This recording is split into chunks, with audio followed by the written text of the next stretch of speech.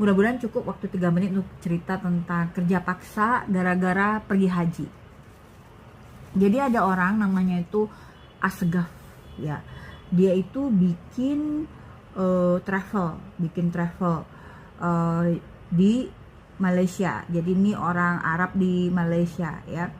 Jadi ceritanya dulu itu kan orang pergi haji itu kan perlu biaya yang besar. Nah, banyak kan orang Indonesia tuh nggak bisa pulang guys karena kekurangan uang gitu loh. Nah, si Asgaf ini akhirnya ngasih pinjaman gitu ke orang-orang jemaah orang Indonesia.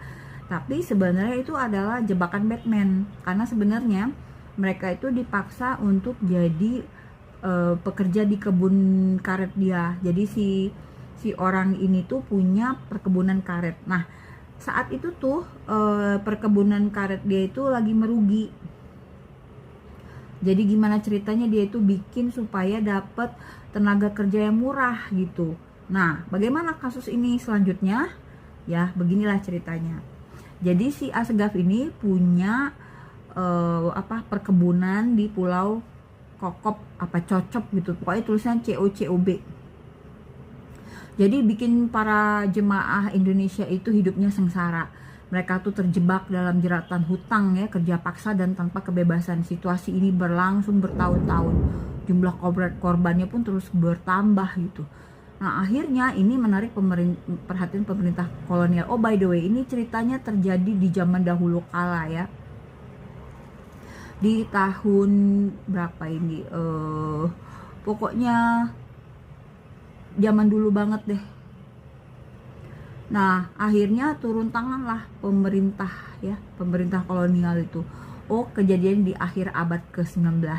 Nama lengkapnya itu Said Muhammad bin Ahmad Al-Segaf. Travelnya bernama Firma Al-Segaf, kantor pusatnya di Singapura, bukan di Malaysia.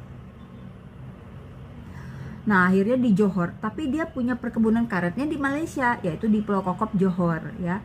Gabungan bisnis haji dan perkebunan karet ini. Jadi bikin dia tuh orang terkaya di Semenanjung Melayu.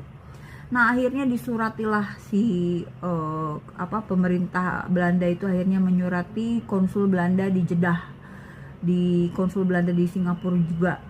Nah, jadi ceritanya akhirnya dibikinlah supaya orang ini nggak bisa lagi buka travel dia gitu. Karena nggak habis-habis utang orang itu dibikin lingkaran hutang gitu loh guys. Jadi ini membuat mereka jadi terpaksa jadi kena kerja paksa gitu. Nah, akhirnya selesailah kasusnya ini.